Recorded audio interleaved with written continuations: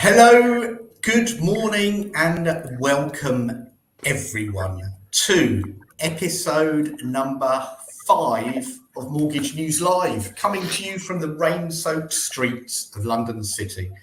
Thank you again to our sponsors, MPowered, the Intermediary, and of course, Newspage, for their continuing support. Today's show should again be very illuminating to many, and one that I'm personally very, very keen to hear about from our committed troupe of legendary guests. Before that, however, in the news, it has been a case of deja vu, with brokers again working all hours to secure and survive a series of rate pulls as lenders decide once again to increase rates due to both higher swap rates and to protect service levels. Nothing at all to do with profit. There is a danger that brokers will be very quickly become tired and emotional once more after thinking we had escaped the worst of the market that threatened to overwhelm so many last year. I read a report that there has been a high number of brokers leaving the industry, something we'll touch on later. HSBC, the latest to move today, so get your apps in now, well, after this show, of course. We've also seen a rise in down valuations, it seems, and one headline still screaming price falls of 40% could happen. Utter bollocks, in my opinion. But as we enter recession, what can the government actually do in its next budget just around the corner? But enough of my inane drivel, and over to our esteemed panel of beautiful renegades this morning, who will be discussing some of this, as well as looking at business strategies and how they have weathered the storms of yesteryear and are planning their bright futures. Joining us are Jeff Knight, who's the founder of Grey Matter Marketing Solutions. Hello, Jeff. Hi, how are you doing? We have Stephen Perkins, MD of Yellow Brick Mortgages. Hi, Stephen. Hi, Monty. And Ranald Mitchell, who is the wonderful director of Charwin Private Clients. Hi. Good morning. Good morning. So let's start off looking at the news. And first off, before we do that, it'll be good to hear about your businesses and how they're set up, how many brokers, how many employees do you have? Stephen, I'm going to start with you. Tell us a little bit about yourself and Yellow Brick Mortgages. Yeah, so we're based in Norwich, in Norfolk.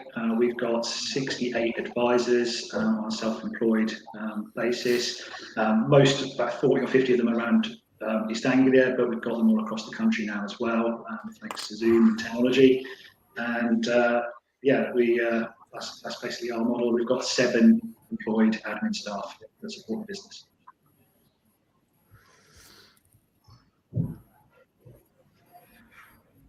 Okay. And Ranald, what about your business? We've been going since about 2009. 13 advisors is a mix of employed and self-employed. We operate nationally. And the business is going quite well. About 5 years ago, we entered into the specialist lending market, and it's actually served us very well. It's become a bit of a niche for us. So, Okay, good. And Jeff, you're obviously not a broker, marketing. How are you set up? Yeah, so I gave up the comfort and the luxuries of being an employee in the lockdown. For my background, I used to work for a lot of lenders over the years, and I set up Grey Matter Marketing Solutions, which is a consultancy and training company. And I also set up the Mortgage Marketing Forum. So I set up 2 businesses at more or less the same time. So it's hard enough doing one, and I did 2. And then recently was acquired, actually, the business. So I'm now part of a slightly bigger group, which is part of my own strategy, which I can talk about a bit later on, if you like, why I did that. Because before it was just me. So working in the industry on your own, when you're used to having lots and lots of people around you, you realise I've got to do all the work myself. So it had its own challenges and rewards, like everything. So so over the years, so I've worked with some really good people in this industry over the years, some really strong leaders who I've learned a lot from, and so hopefully I can share some of those thoughts today. Yeah, good. And just for completeness, my business is we've got about 50 people now 30 brokers based in London and Southend. And yeah, we actually split into two parts. So we've got the mainstream part, which is an AR, a mortgage advice bureau, and then we have our commercial specialist lending part again, which is DA. So it's quite an interesting little mix there. But I just want to talk briefly about the rate withdrawals that are happening again, and I wondered how you guys are not just dealing with it, but also Stephen and Ranald, you've got people who work for you. How are you managing them throughout this? What are you telling them? How do you are you encouraging them to work ridiculously long hours, or are you trying to find a balance? How does it work, Stephen, for you and your guys? I think the key thing for us is just to make sure we always put the customer first, and the advisors we hire are always on that basis, and that's the key ethos they share with us. So ultimately, if that means a late night here or there to get some application secured, that's what they'll do, and they'll take the hours back some other time in the morning or lunchtime or whatever. So I think it is all about actually knowing about those deadlines. So that, rumour on the street about HSBC that came out yesterday, so we try and make people aware before the official announcements where we hear a rumour that there might be some rates increasing. We try and get ahead of the curve and get apps in and secure them before there's a massive queue on the website to try and access those rates at the last minute. So it's a little bit about keeping your ear to the rails and knowing when the train's coming, and also just encouraging customers as well to lock a rate early and not hesitate, because hesitation at the moment is going to cost them a lot of money. Yeah, absolutely. And Ranald, what about with you? Are you seeing elevated? We're certainly seeing elevated stress levels, and how do you manage that?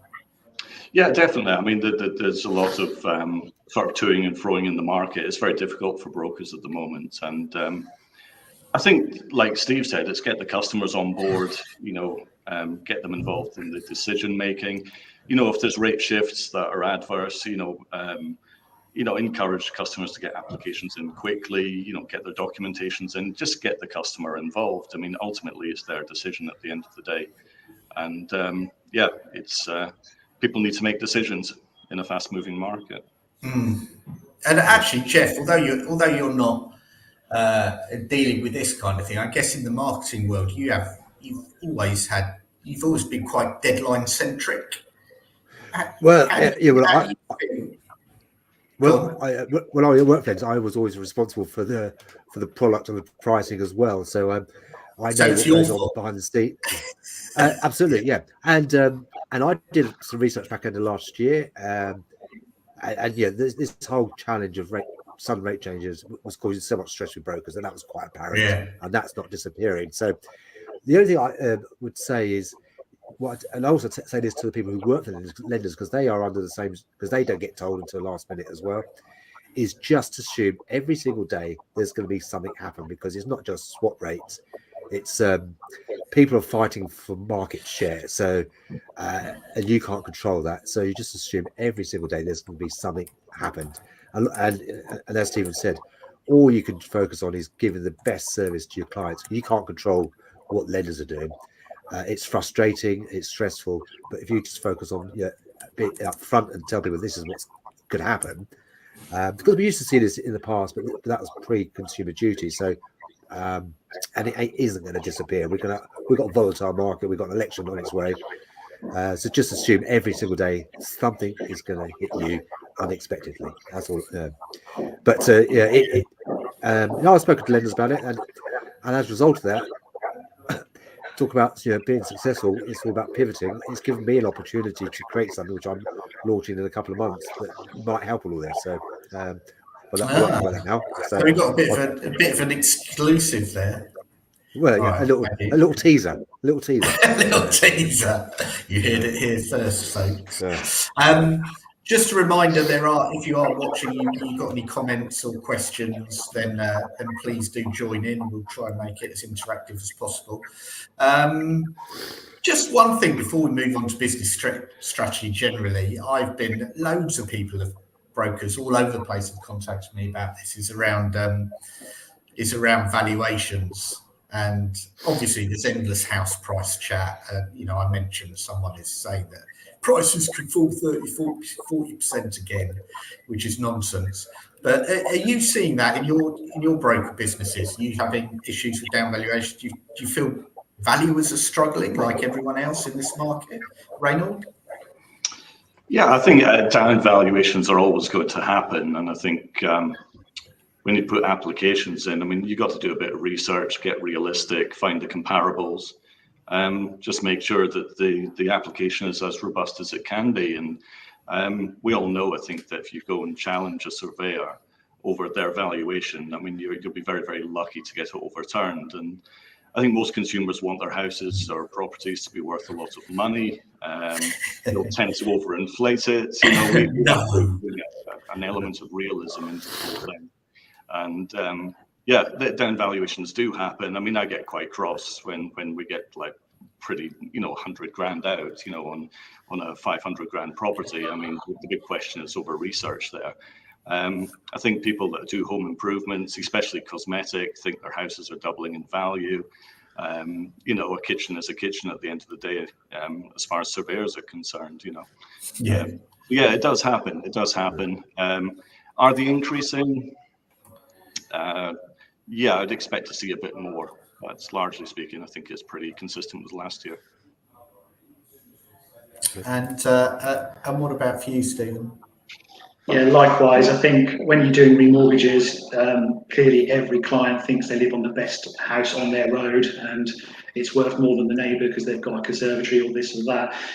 You have to sense check and do a little bit of research, look at the comparables before you just accept the client's valuation of what they think the house is worth for their remortgage, to avoid disappointment down the line with down valuations. On purchases, we are seeing some more down valuations where because actually there's a lot of demand for a lot of properties and not as many properties needed. So we are still seeing some bidding wars on some properties, and yet when it then gets tied up, it gets down valued because the valuer thinks they're paying more than it's worth. It is a hard time at the moment to be a valuer, I think, with so much conflicting information about what market is and isn't doing, demand and up and down. It's probably more regional based as well, so it's very hard if the valuer is not local to the area as well, and they're travelling a long way to the property. It must be very difficult for them to actually put faith behind their valuation. So I don't envy them the job at the moment, as much as we all like to berate valuers. I don't envy their job at the moment. That's very sensible words. So if any valuers are listening, never down value yellow brick mortgages. Property. I'm going to go on actually to business strategy then, and this is something I'll be busy taking notes to see what ideas I can steal and take them as my own, pretend they're my own brilliant ideas when they're actually yours. I guess it's quite interesting in the broker space, because generally speaking, it seems that you start as a career in a mortgage broker, and then you might maybe build up a client bank, and you might go self-employed, and then sometimes a lot of the industry feel that there's nowhere else for them to go. They can't move up in a particular company. A lot of diverse people feel that there's no space for them to move up, and we see a lot of people then starting their own businesses and going from maybe a quite a high level broker into actually all of a sudden I've started my own businesses. I'm a business owner. I might be managing a couple of people, and then I might be managing 10 people, and before you know it, oh my God, I'm managing 30 people, and that can happen relatively quickly, going from broking to business owning.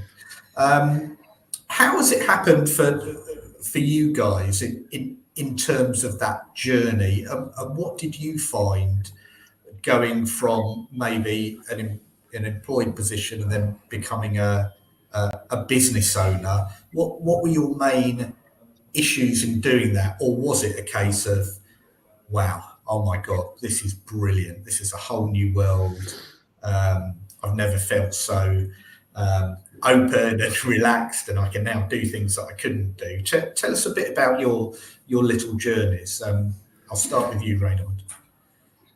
Wow, it was that long ago, I'm struggling to remember. You're a lot younger than me, mate. 4 years, I think. It's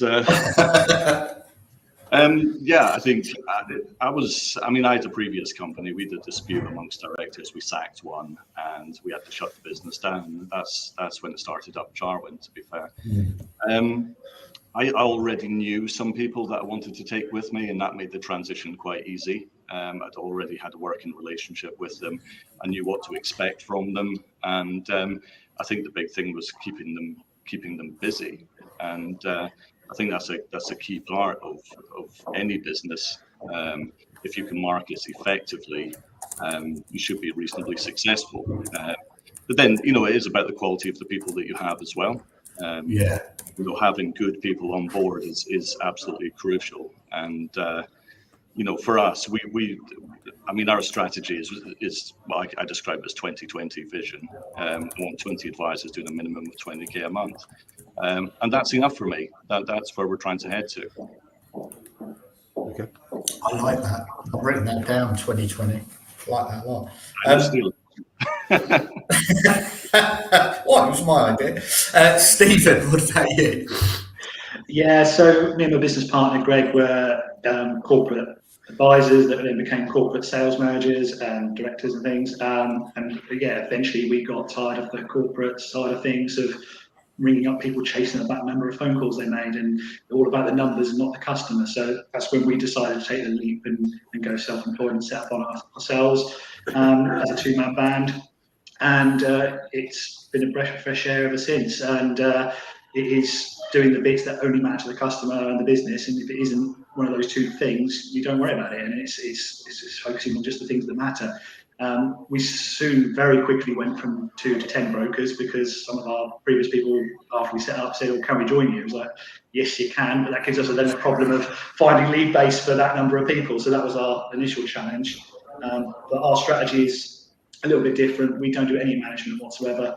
I believe full-heartedly, if we recruit the best advisors and pay them the best money, we can trust them to do a good job with the customer and earn what they want to earn from it. Therefore, they'll do good numbers.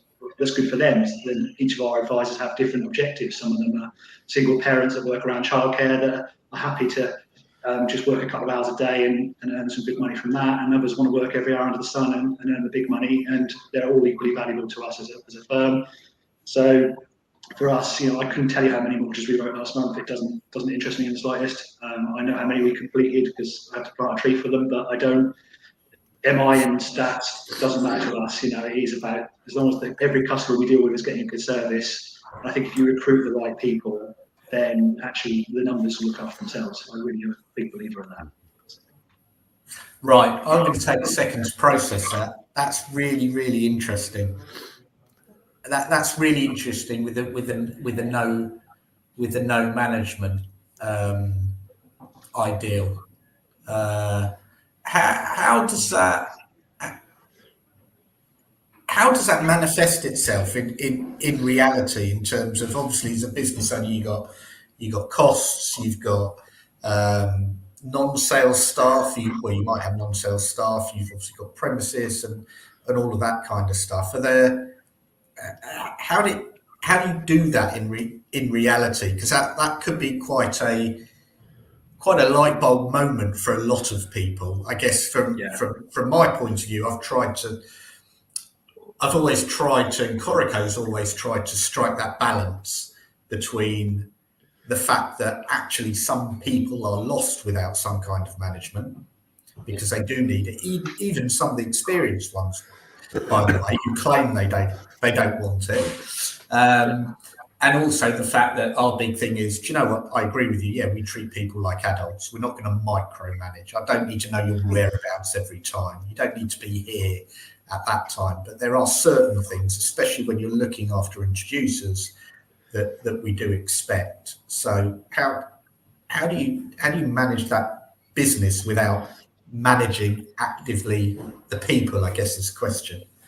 Yeah, so the key thing, as you say, is to trust them to do it. But it's about the recruitment is the key piece. We interview some people that can write loads of mortgages, they're big hitters, but their ethos is not aligned with us. They're chasing the money, they're chasing the figures. Their focus is not the customer. we'll pass on those people every day. You know, they're not for us. So I think if you recruit the right people that actually want to do a great job for the customer above all else, they don't need management. They'll have their own objectives of what they want to earn. And again, what we will offer is support. So if they want help because they're struggling to sell protection and they're getting objections and they want to earn more through that, we'll do training with them, support with them, guidance, whatever they need. But what we're not going to do is ring them up and go, you're not selling enough protection, you need to do this. Yeah. You know, it's very much, you know, are they meeting their objectives? You're right about costs. We're a low-cost model. I think that is what is key. You know, we didn't get a big expensive office as the first decision. We don't have a lot of employed back-end staff. The number of admin we've got to sellers ratio is probably lower than virtually every firm. I speak to a lot of firms that are 2 advisors and 7 admin, and you're thinking, well, that's a lot of cost. There's a lot of business you've got to write to cover that cost. So our cost base is ridiculously low. And then lead acquisition is the other cost that is really high for businesses. Well, we work primarily with estate agents as our main introducer source. We've got about 50 estate agents across the country refer to us, about 70 odd branches. And obviously we do pay them very well for it, but it's all paid from the completed funds as commissions. So our upfront lead acquisition, we're not paying for leads, we're not paying loads on Google Ads every month. You know, so our actual upfront cost is very low. So yes, we manage through those referrers to make sure that they're getting the suitable conversions on the lead they get given, because the referrer wants to make sure that obviously we're looking after those leads. But with the best advisors that have got experience and customer focused, again, conversion is not generally something we ever have a problem with. So it does all stem to getting the right people is probably the toughest thing, and then keeping your costs down so that whether they write 1 mortgage or 20, they're going to make a profit for us, because ultimately the cost base is so low. Yeah, very interesting. Love that. I'm going to take a lot away from that. Jeff, from your perspective, obviously you're a marketing legend, and how do you see it from your point of view? Obviously, you've been through it yourself, starting a business. It'll be interesting to see your takeaways from doing that. But and then, what's the most common issue you see, and what advice do you give to people trying to set up their own business? How do they come up with a brand? How do you get them noticed in a really crowded marketplace? Yeah, okay. So lots of different points there. I mean, just to very quickly just go back to what Sorry, Steve I was do talking. that. I ask lots of different questions in one. That's right. Yeah. You should be on question time. Just go very quickly to what Steve was talking about. I think many years ago I had the benefit of an exec coach, and he really taught me the difference between managing and leading a team. So when you leadership, it's all about setting out the vision of what you're trying to do for your organisation, and then getting people to work towards that and giving them that autonomy and, dare I say it, the empowerment. Bear in mind the sponsor of this to deliver it, rather than be on looking over their shoulder all the time. So there's a real difference between being a leader and a manager, and I think that's sort of something I would really advocate. For me, setting up business, giving up said earlier the comfort sort of being an employee is the sudden realization you need to spend money. Suddenly it's where's the money going to come from? So you've got to really control your cash flow. Really, really important. I think it's well documented how many business startups fell within 1 year, 3 years, and 5 years.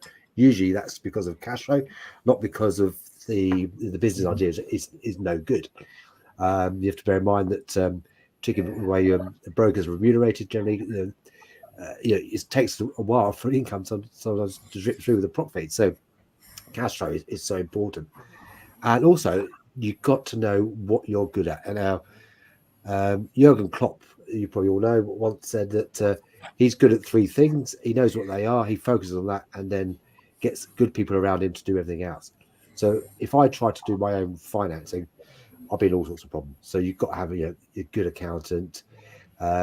If you can't do your marketing, find someone who can work with you on that, and so on. So it's having the good people around you to support you to do the things that you focus on what you are good at, being sort of and know your key strengths and really focus on that.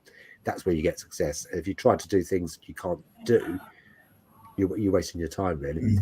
And from a marketing perspective, you've got to start with thinking about what does your brand stand for. So often now when I talk to organisations that have been going a long time, you ask them about their story. Why did they set up their business in the first place? What was they here for? And they generally tell you a really interesting story. But you never see that information on the websites or anywhere. So over time, people forget what they're here for and why they're set up, because the markets change, challenges change, and then people say, do this on social media, do this on SEO, and everyone's just busy doing stuff. It's to go back and think about what is it we're here for, what is it we're trying to achieve, and then you work backwards in terms of the best way of delivering it.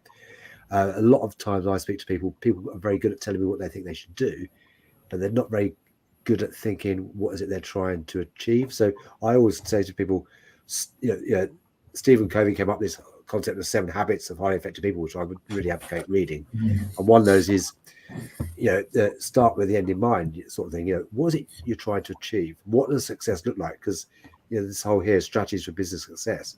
Success for us four here is going to mean different things. So you've got to think about what does success look like and then work backwards. Whereas I think it's a lot of what I see, particularly in this current market where everyone is still playing catch up from lockdown rate changes and all sorts of Liz Trust worlds. Everyone is just doing things rather than trying to achieve things. So I think it's taking that a step back, a short breath, and saying, what are we here for? What does our brand stand for? And then if that's clear to you, you can make it clear to your target audience. Sometimes people they copy each other. They go, oh, look, so-and-so is saying this on their website. We need to say that. No, you don't. You've got to focus on what you stand for and deliver it. Okay.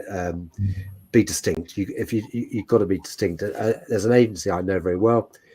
They got this little phrase, which is be easy to mind and easy to find. So if a client or prospect is, wants a mortgage, you want them to think of you, and then you want to be as easy as possible to get hold of. So, that's it in a nutshell. Easy to mind, easy to find. I saw Ranald write that down straight away. Okay, well, I can't take credit for that, so it's in our presentation we do presentations to various firms, and actually one of the things I say is people don't buy what you do, they buy why you do it. Yeah. And that story, I think, is very important. Yeah. And that's very interesting. I think actually, Stephen, you articulated it really well. I think from what you were saying before, I know your raison d'etre, and that's really good. That's really interesting. That's that's really powerful. What Jeff is saying there is really right as well. If you're setting up a business, you have to be unique. There's a marketplace full of brokers out there. What's your niche? What's going to make you better? Because every firm says, "Oh, we're going to give great service." I've not met one yet that says they're going to give bad service. So ultimately, how are you going to validate that? Are you going to get reviews and testimonials to prove it? But what are you going to do different? Is your hours of operation going to be better? Is your fee structure going to be different? Are you going to be expert in a particular niche field that's where you're going to rise and shine in that sector? There's got to be something unique about you, what you do differently, and especially in social media and marketing, it's what's going to make you stand out, and not be just one of many. Just to add to that, because one thing I talk a lot about is being human and helpful. So, Monty, you'll probably say people buy from people in this industry. Yeah, of course. So they don't take this wrong way, but they're not coming to Coroco for Coroco, per se. What? They're coming for the people. Okay. So it's the people that 100% interested in. So so that's the important thing about the brand is you've got to it's all about you. And what it's not just the company story, it's your story. That's what people are interested in. So then they can start to connect at that emotional level. So the analogy I use is when I had to find an accountant, you did the usual thing, get some recommendations, and it's just someone's website. There's some, I can't remember what it was. There's something that connected to me. His interests was very similar to me. It might be an interest in music or whatever it was. I thought, all right, sounds good, that'll do. So it was that because they're all the accountants I spoke to were very good at their job, but it was him. I bought it into him, not the services. So yeah, I mean that's something we decided very early on was around. We started a while ago in terms of let's do things differently. It's definitely about the people we try and employ of all personalities. Yeah. They're all a bit different. That's really important, and we promote their individual personalities, and that's very important. What about for yourself, Ranald? How do you find it carving in a niche in this crowded arena? I mean, I think it was about 6 years ago. I think the buzzword was specialised, and I think the market all went into equity release, and everyone was getting qualified, and they're all going down this route. Everyone's getting old, they're living longer. We're all going to make a fortune, see what the prop fees look like. And we took a step back and had a look and said, well, what's underserved in the marketplace, and credit impairment was one aspect. A lot of brokers don't look at bridging, second charges, things that are actually really useful products that, brokers, because they're unfamiliar with, don't really engage with. And since we've gone down that route, I mean, we've created a bit of a sort of corporate identity. We've become known as a broker that helps people with problems. And these people, that audience is highly motivated. They really want to get things done. And our focus is very much on, getting these guys back into mainstream lending by solving problems that they have now that, dare I say it, many brokers wouldn't engage with. Yeah. I think it's spot on to have that a narrow focus. It really pays off. I think it's one of the things I did wrong when I set up. You start telling people I could do this, I could do that, I could do the other, and people just get confused because they cannot remember more than one thing. So having a narrow focus is really, really important. Actually, on that point, what do you think of each of you? Got something that you think you did wrong that you wouldn't do again? I've got 1,000, so I'll take all day. I could give you a list, Monty. I could give you a huge list. That's part of it, isn't it? Yeah. They always say fail well and fail often. And actually, a lot of people see that and go, yeah, it's just successful people talking rubbish. But it's not. That's how you learn, isn't it? Yeah, and also, it's more importantly, it's not the mistake. It's what you do next is the important thing. For me, I think I can overthink things rather than trust my instinct and go for it.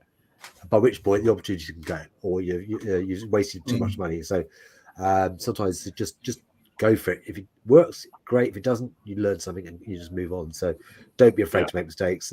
But I used to say that there's nothing worse making the wrong decision apart from making no decision. So you just don't overthink things, which I do. I do that all the time. I think that's natural, though, isn't it? That you really sort of do a deep dive into whatever the situation is. Yeah. But you're right. You need to back yourself, make a decision, and if you make mistakes, make mistakes. I mean, if I was starting out day one again, I think there's a couple of things I would do. One is organize my data effectively, and the second is make sure I start off with own brand marketing, not buy leads from the internet, shall we say? They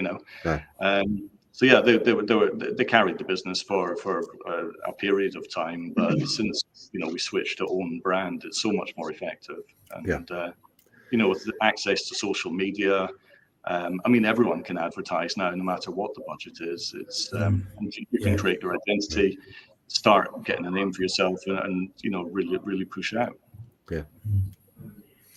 And that, of course, is the point of things like Newspage, which is an example of a great tool that to get in the press a few years ago was really hard. You have to pay people a fortune to do so, and along comes this maverick Don with this fabulous idea, and you're all crowding me out. Yeah, that's because it's Ray Bolger. That's why. That's right. you leave Ray alone. He's a good man. I know. He's one of us.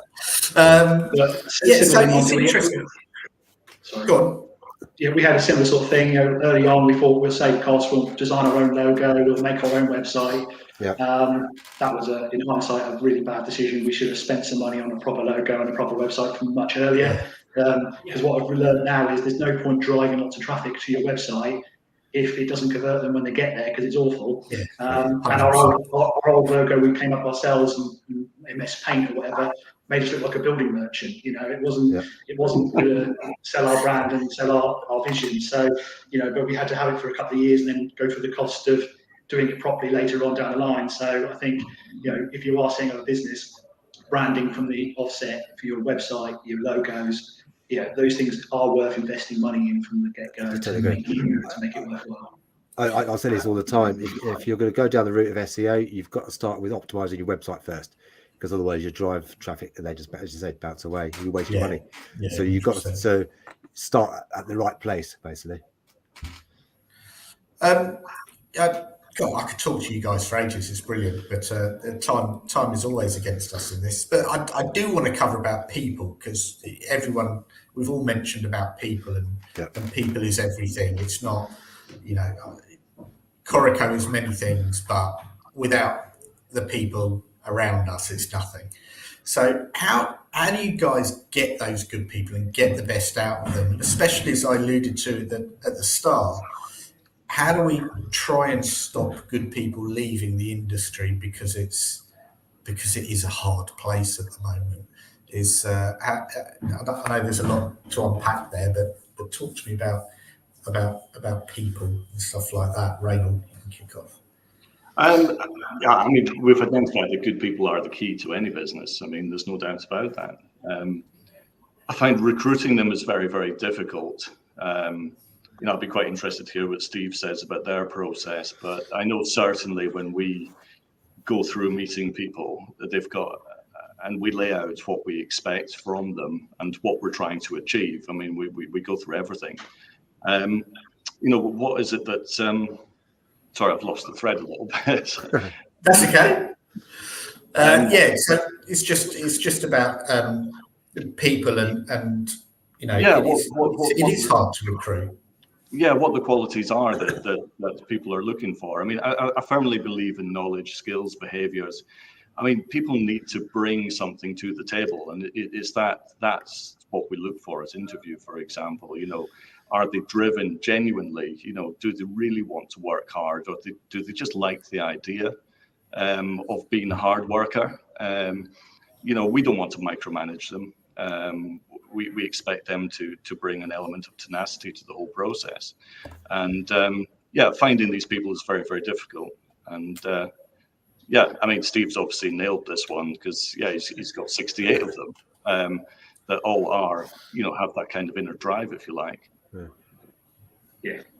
So I think what we do is first of all, we take a decision to take very small cuts from our advisors to pay them the best we can, so that we retain them and their client bank with us, because actually we want it to be that they'll take a pay cut to go out on their own. Do you know what I mean? That's the way we want it to set our business up. So it's very much like we can recruit the very best experienced people and then retain them long term, because if you're paying them really well and you're not micromanaging them and you're providing them with lead supply, there's no real need for them to work anywhere else. Those are good conditions for them to grow their career and meet their objectives within. So that's kind of that. And then when you do get to interview people, it is very much about, does their ethos meet ours in terms of the customer service and what they're all about?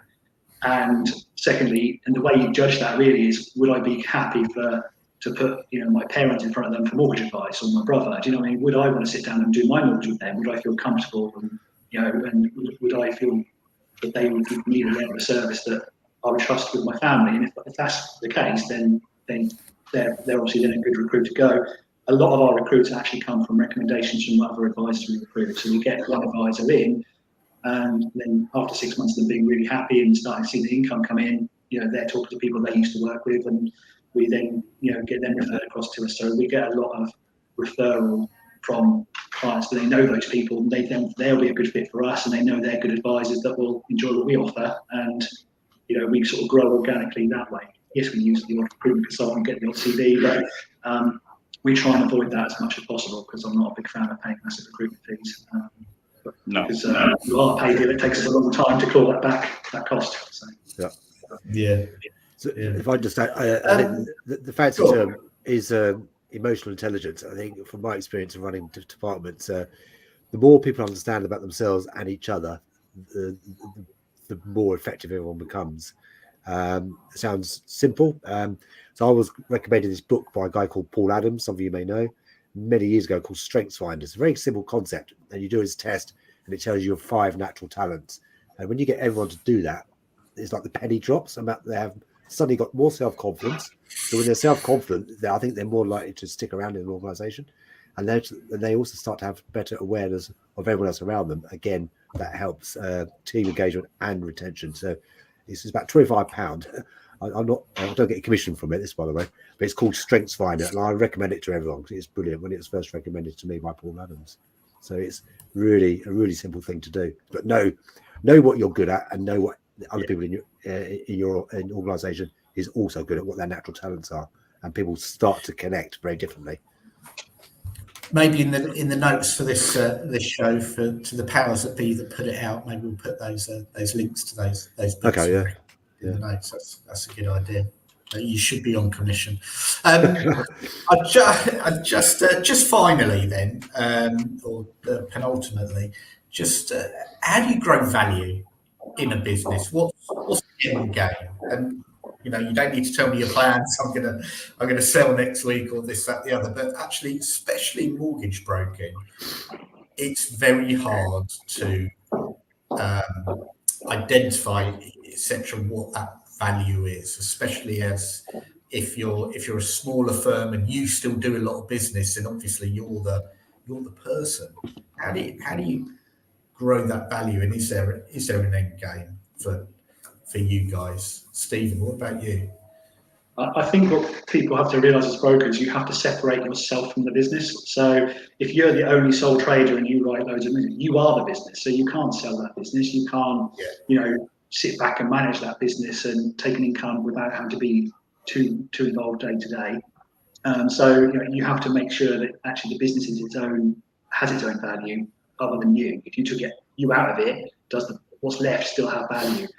That's the key thing, because yes, whilst brand has value, it's not, and so do introducer contracts and other things and advisor numbers, they all have value. But ultimately, if it was purely reliant on me writing mortgages every day, it wouldn't. That'd be a big chunk of the value lost. So generally, brokers will have 2 main avenues of exit strategies, or 3, including carry on writing forever, which is one that's probably the least popular. But either you can sell your firm, or you can make sure your firm almost runs itself by getting a lot of team of support staff in to make sure that the day-to-day running is done, and the directors can sit back and just orchestrate and grow the business, as opposed to actually being too directly involved with the day-to-day admin side of things, and continue to take an income from it. So they're the 2 sort of longer-term strategies that different brokers have, and so we're looking to build a legacy, and so we will continue to be involved, but hopefully get some of the admin done by other people, but always be involved and oversee it and not look to sell. That's our strategy. But again, other firms will want to grow a business, grow value in it, and look to sell and then go do something else. And again, that's an equally good strategy if that's what the individual wants. Okay. Ranald, that's an interesting question. I mean, it's not until recently we really thought about exit, and what are we going to do long term? It's a very difficult question. I mean, we don't really have assets. We have a client bank. I guess there's value in retention, demonstrable value in retention, because otherwise it's a list of people that dwindles over time as they pay off mortgages, move on, do whatever. It's, what is the value of a mortgage brokerage? So I think we've taken the view that, getting it running, stepping back out, if we weren't there, just like Steve said, if we aren't here, will this run on its own and turn a profit? And then, there is demonstrable value in that type of organization. So I don't know about you guys, my pension's rubbish, so you know, I might need this thing. I've got But yeah, it's very difficult. It's not like investment business where you know you can you know that there is a client bank that kind of remunerates in a sense. So yeah, difficult question. Yeah. Any thoughts from you, Jeff? I just want to add to that because I think I think data these days, data is the key. Your client bank is really, really important. I think because it's probably your most important asset, because that's because you spend a lot of energy and time and money to grow that. So I would say add value to your clients, which you do.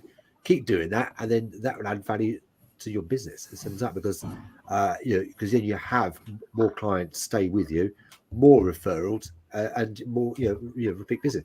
That adding value to your clients like you do is the key way to add value to your business. In my view, keep it simple. Look after the client. That's all you can do. Yeah, 100%. So finally, then, what one sentence or words of wisdom would you give to anyone either starting their own business or in the middle of running their own business from what you've learned? What's one big tip that either you've had or that you would pass on to people? Stephen? I would say know your USPs, know what makes you stand out, and then play to your strengths. As Jeff has said, don't focus your time on things you're not good at. Focus on attracting your ideal customer and doing the best job for them. So yeah, focus on what makes you stand out, and then play to that strength. Ranald? I'd say yourself, make decisions, don't be scared. You know, just get on, be good with people, work well and get the most out of them. You know, make it a good place to be. Nice. Jeff, last word. I would say have a purpose. So know what your business is there for, what it's trying to achieve, and make sure if you're on your own, that's fine. If you've got 100 people working for you, make sure they all understand the purpose and your clients understand that purpose. So know why you exist in the first place, I would say, because you exist for a reason. Yeah. So have a purpose. I would add, be authentic. Don't try and be anyone else because someone's already doing that. Yes. Always be yourself. We need authentic people. Well, there's a great quote. And that's what people buy into. I can't remember who said it, but someone once said, be yourself, everyone else is taken. Yeah, that's right. Brilliant. There you go, on that bombshell. Thank you very much. We are out of time. So thank you very much to our guests, Jeff, Stephen and Ranald. Really, really enjoyable. I got a lot out of that. So thank you very much. An article about this live will appear on the Intermediary, and I do encourage all of you to get involved with Newspage. The more voices we have, the better. And hopefully you've enjoyed it. If you have enjoyed it, my name is Andrew Montlake. If you haven't enjoyed it, I have been Kemi Badnock. Until next time, have a great week. Thank you very much. Bye.